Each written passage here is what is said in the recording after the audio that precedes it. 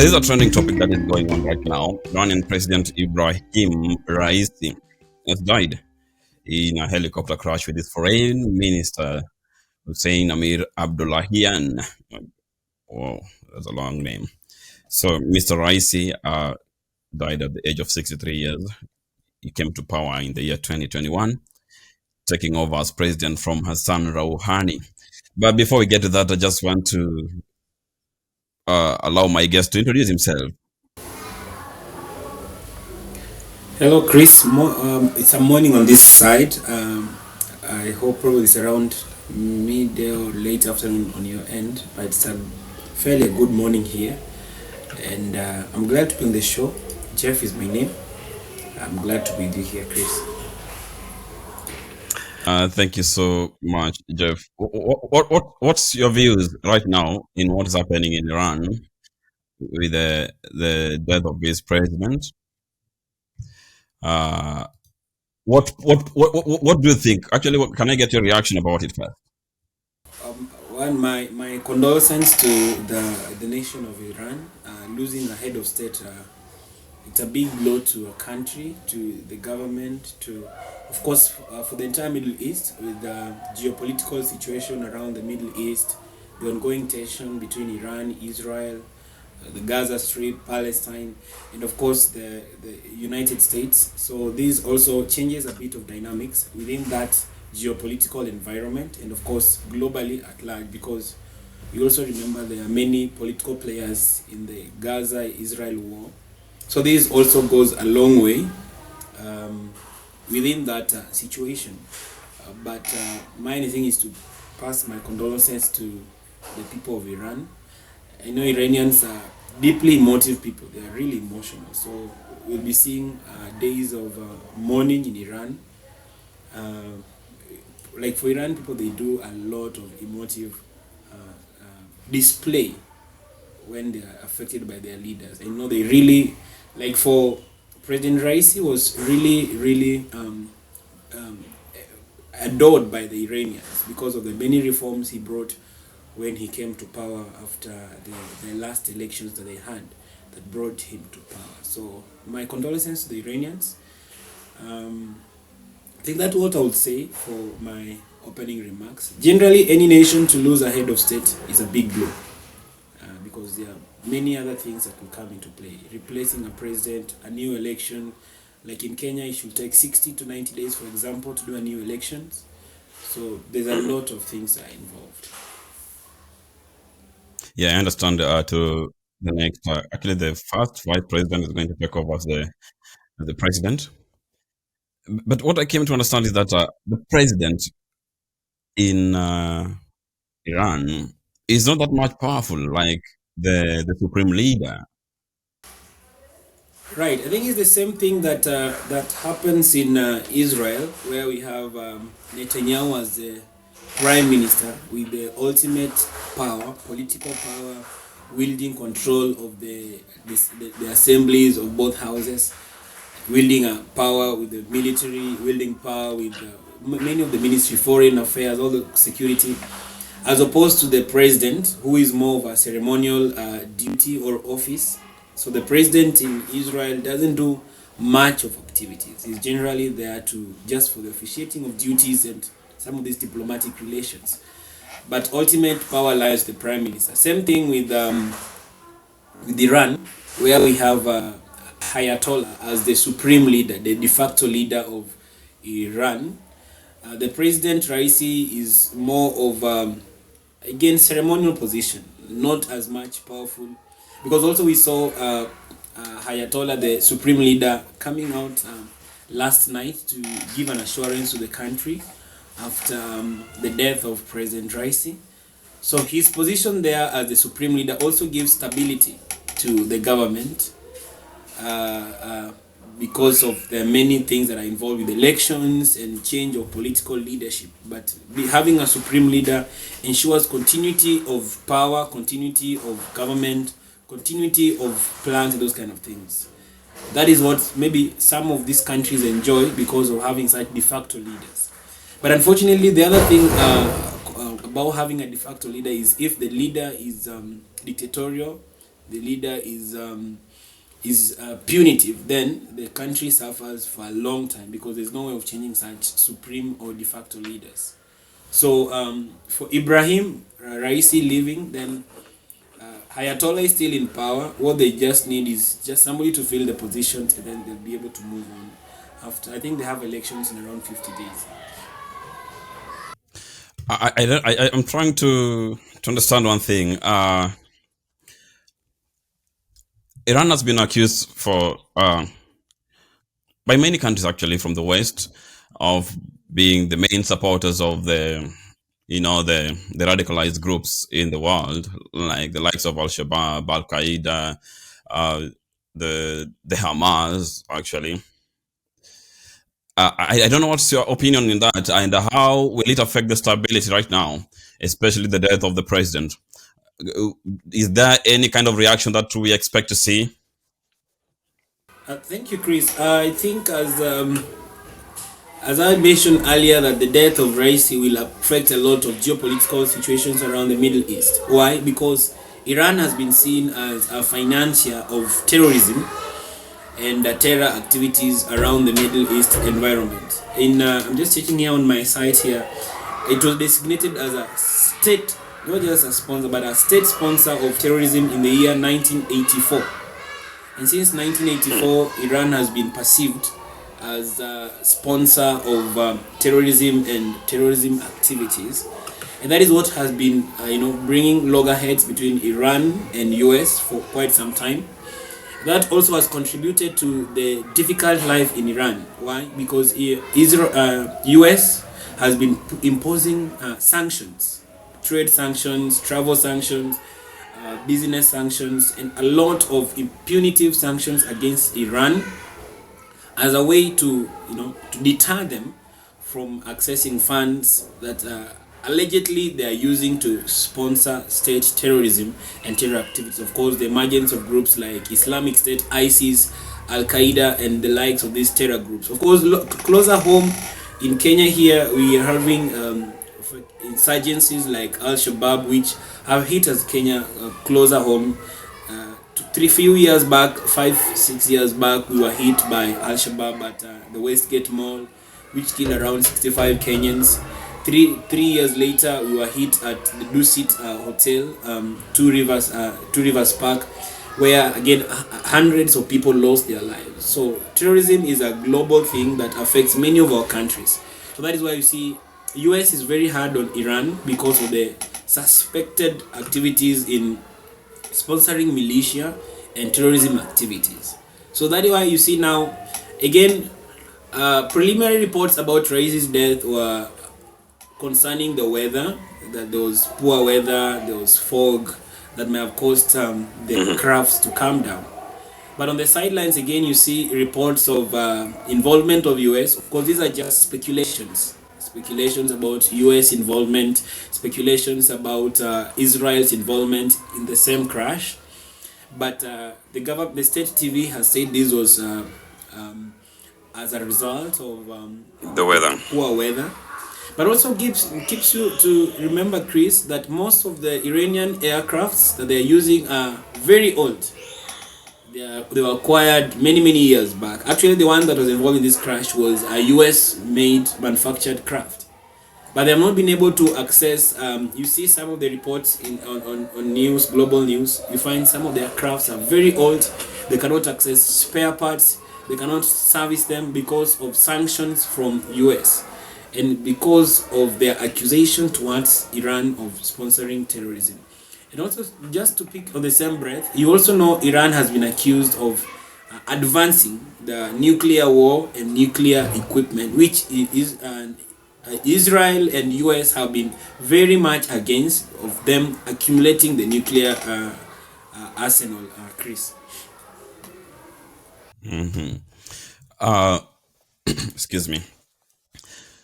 I remember the last election when Raisi came to power. Only around 40% of people voted in that election. The majority of the population boycotted the election. Do you think in the next 50 days, when the new election is going to be held,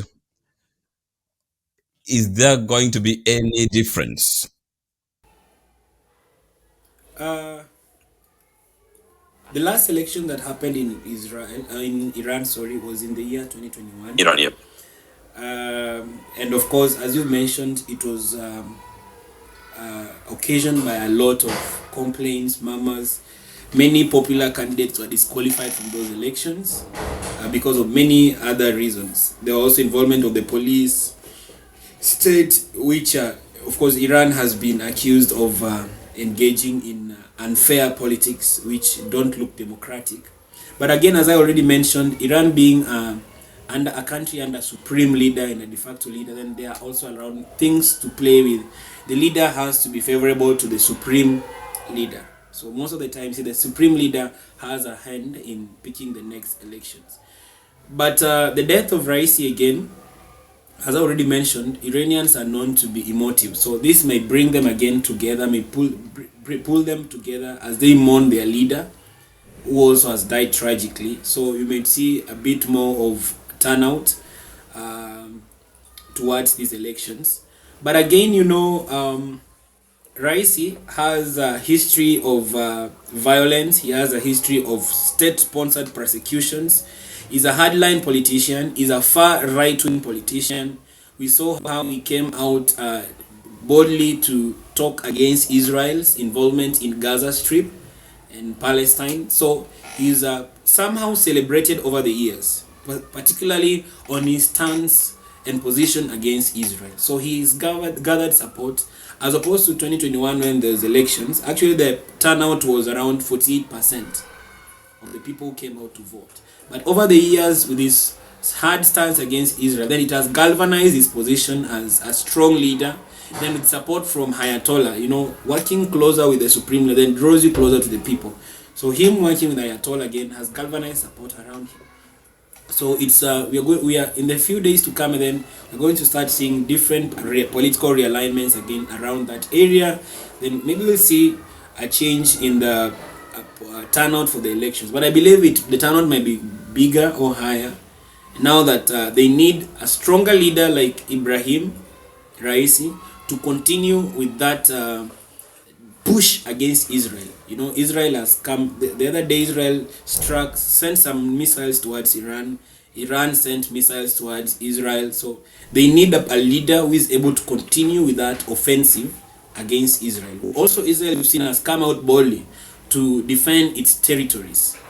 What you've seen in Hezbollah, we've seen the same in Gaza Strip. Israel is now much more emboldened to take up war against anyone who threatens their territorial integrity and to threaten their sovereignty as a nation. Chris. Just on the same point, you're talking about the stand that the late president had against the fight in Israel and everything, and Hamas and the foreign minister as well, Hossein Amir, had also similar stand. But I just want to understand one thing: what does this mean to Israel and by extension to America?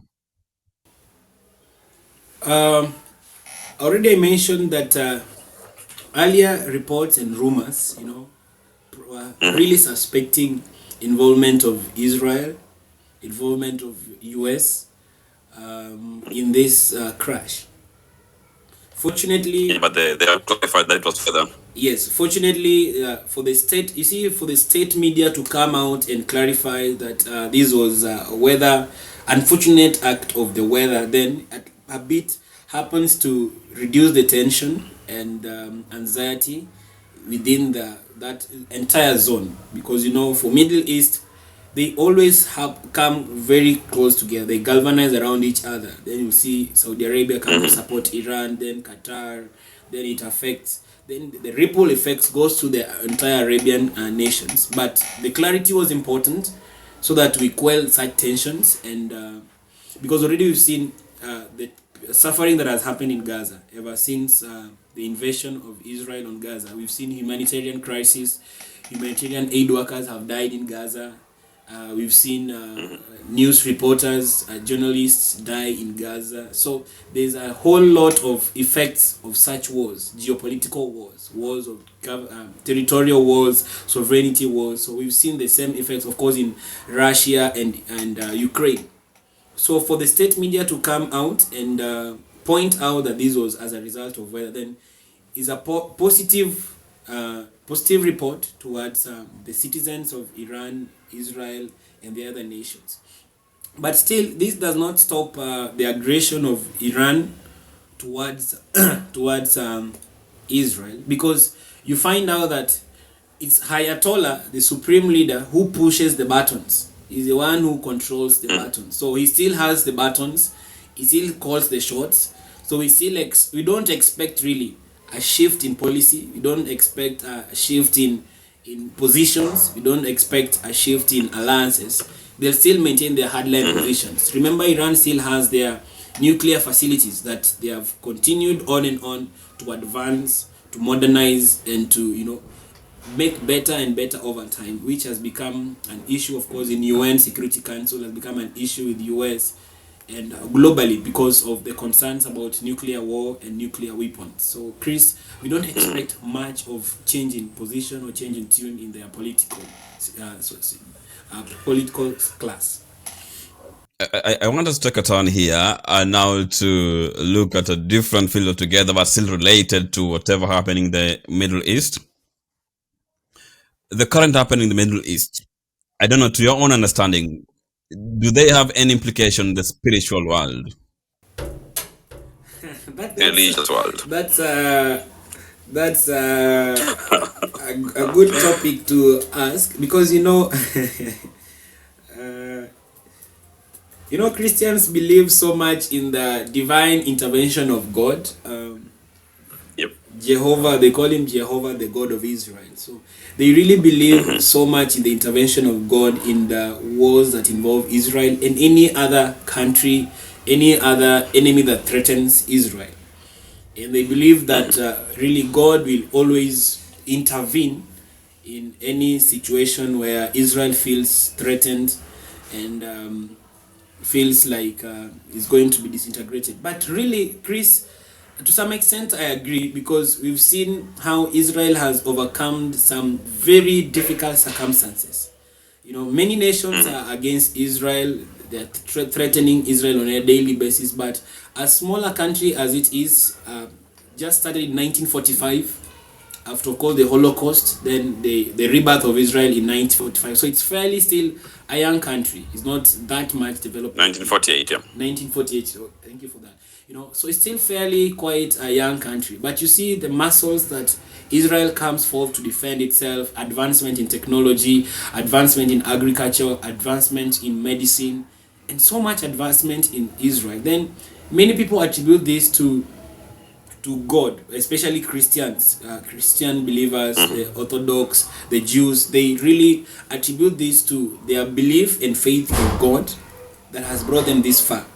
So you see, there are many people you find in some Christian homes, Christian spheres, Christian gatherings, and they believe that even for what happened to Raisi may be as an implication of Raisi's attack on Israel, which was not many months ago, not so long ago. It's still fresh in our memories how we saw a barrage. Actually, a few weeks ago. Yeah, actually, just a few weeks ago, we saw a barrage of missiles, coming from Iran straight to Israel. And then, of course, you also see the Iron Dome in Israel that manages to intercept these missiles from Iran, sometimes from Palestine, and from these countries that attack.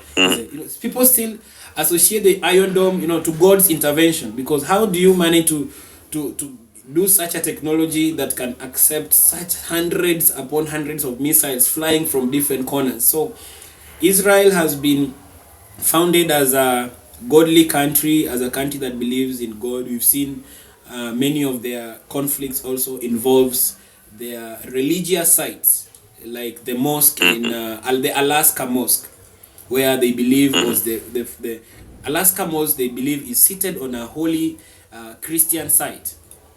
So Alaska Mosque has been an issue in Israel because Muslims claim it's a holy site. Israel claims it's a holy site. So many of Israeli wars are based on religion, based on past historical relations with their faith in their forefathers, Abraham, Judaism, Jewish culture. So even for Ibrahim's death, you'll find, in as much as you don't wish death to your enemies, you still find many Christian homes, religious Judaism, Jewish homes, they attribute this to a divine act of God. But really, it's weather. State media said it's weather, so I'll leave it at that.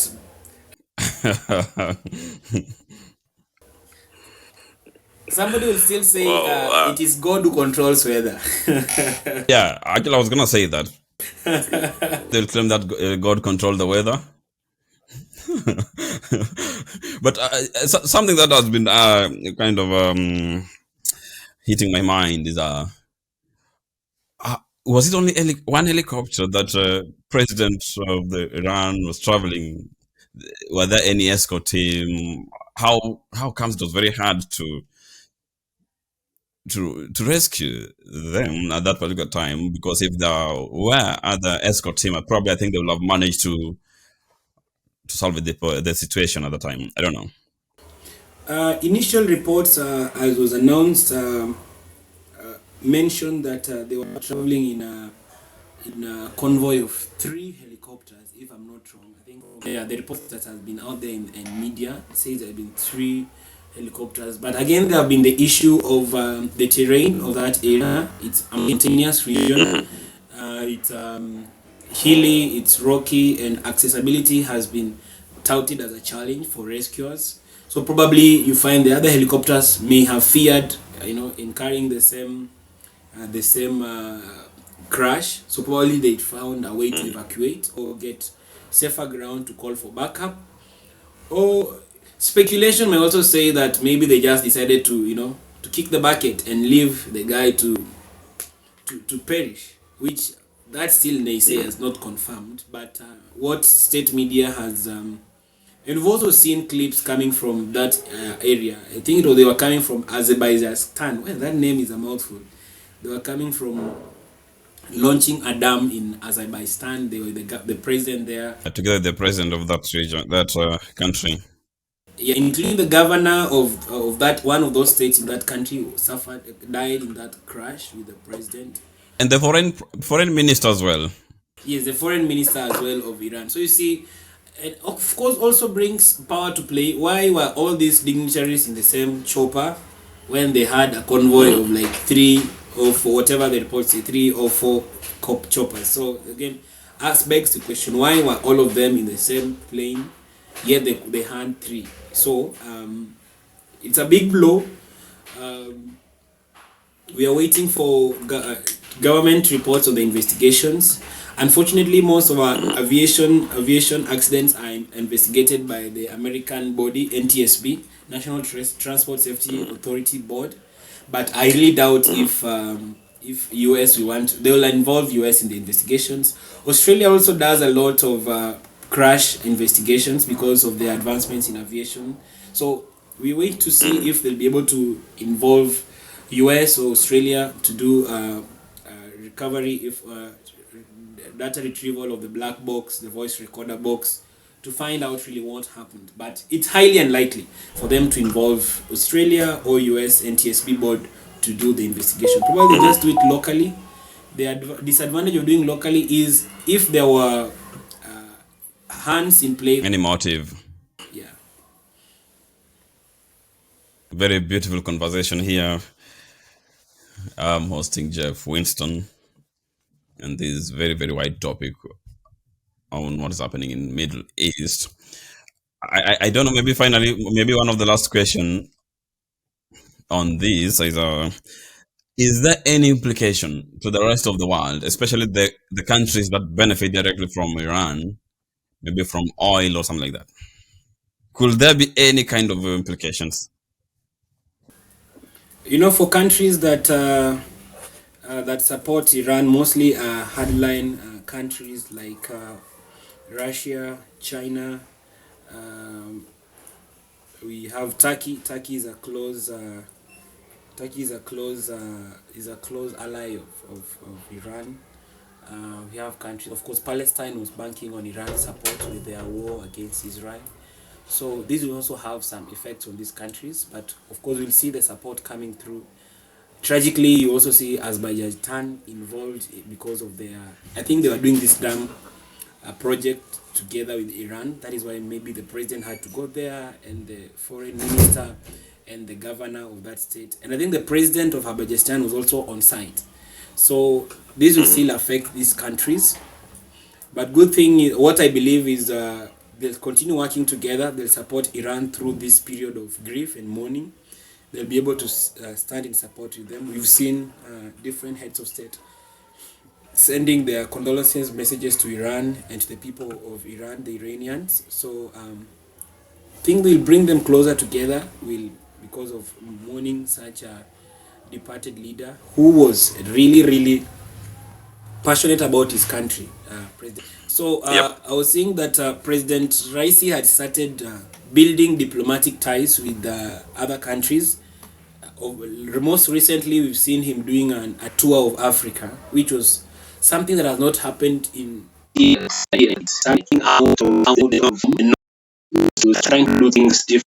He was trying to change the appearance, the outlook of Iran. So, of course, he was in here in Kenya for a state. Of course, in Kenya, there's also a discussion if it's a state visit, it's an official visit, or it's just a presidential visit. In Kenya, here, his visit also elicited mixed reactions. Because at one point, the visit was on, then it was cancelled. And then one Sunday late night, it was confirmed. Then he jetted in on a Monday morning, very early in the morning.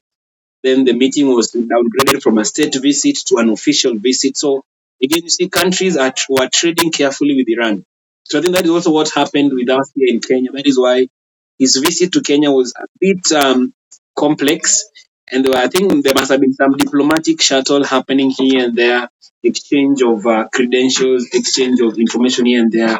So probably they downgraded just to official visit so that it doesn't look state sponsored. So Raisi was here for a few hours, then he left. So at least he was trying to make Iran look not so bad as has been painted by US. So of course that also changes the geopolitical situation and dynamics. So we'll find a whole complex of issues. Will the new president also embrace those diplomatic ties that President Rice had started building with countries like US? Seeing him die coming from another diplomatic activity, building a dam in the neighboring country. So you see, he was trying to open up Iran to other countries and change the policies. So it's interesting to see what the new leader will do. If the new leader will continue with his mantra, will continue with his vision of opening up Iran, or will continue closing up Iran as Iran had been previously, ever since the sanctions by US. So we are coming days, coming months will make us see a lot of things and a lot of changes. Chris. Yeah, probably it will continue with the, you know, carry the mantle, you know, to continue on the legacy of the departed one. Anyway, thank you so much, Jeff Winston. Thank you so much for that beautiful sentiments about the Middle East, especially Iran. What has happened there again? Iranian President Ebrahim Raisi died in a helicopter crash with his foreign minister Hossein Amirabdollahian. Yep. I think that's all for from me. I don't know whether you have anything, Jeff, you wish to end with. Thank you so much for having me here again. Uh, Mine again is just to pass my condolences to the Iranian people.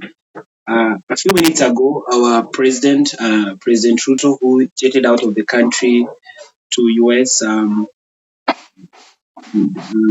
another state visit, which is also a historical visit in the US. Maybe that may form also a discussion in the near future because again they had anticipated the president to address the bicameral house in US, which the House Speaker declined. The Democrats have been complaining, why they declined it. That's no discussion for today. But what I was saying that he jetted out of the country yesterday A few minutes ago, he sent his official message of condolences to the Iranian people, considering that the Iranian president was here in Kenya not many months ago. So he just sent his message of condolences. Maybe I just read, just quote unquote, what the president said.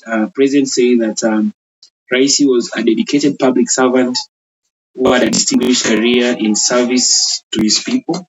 He has also described President Raisi as a firm leader committed to the causes that he believed in and sought to elevate Iran's standing on the global stage. That is a message from our President, His Excellency President Dr. William Samoei Ruto, who has sent his condolences to the Iranian people. Again, you see in the statement by President Ruto, just echoing what I was saying, that he's quoted Raisi as a leader who sought to elevate Iran's standing on the global stage. Just again, echoing what I was saying, that Raisi was on his last days of in office, tried to change the perception, the view, and the image of Iran on the global stage, by trying to do these diplomatic ties, diplomatic relations. Unfortunately, he didn't live long to see the fruits of his efforts. But as I said again, we look and see if we'll get a leader who will be able to continue with his mantra, continue with his leadership style, so that again we bring back peace to the globe. Because as it stays, there's so much tension in the Middle East, tension in Russia, tension in North Korea. So we need leaders who maybe with a softened heart, like Rice, very much started softening up to work toward diplomatic relations as opposed to violence. So maybe had he seen more days, maybe we'll have seen a softer Iran, a more peaceable Iran. So then mine is to wish that all leaders will embrace what President Ibrahim Raisi had started. Embracing, opening up your hands for a handshake as opposed of clenching your fist to throw a fist. So I think that is what I'll close it for today. Thank you so much for an extensive discussion here. We have had here viewers. My name is Chris Midamba. I just want to wish you all the best in all your endeavors. Until next time, of course, this is something that we'll be having frequently moving forward as we'll be enabled. Thank you so much for your time and finding time to be with us to I don't know whether should I say tonight, today, to whatever, at whatever time you're watching this. Thank you so much.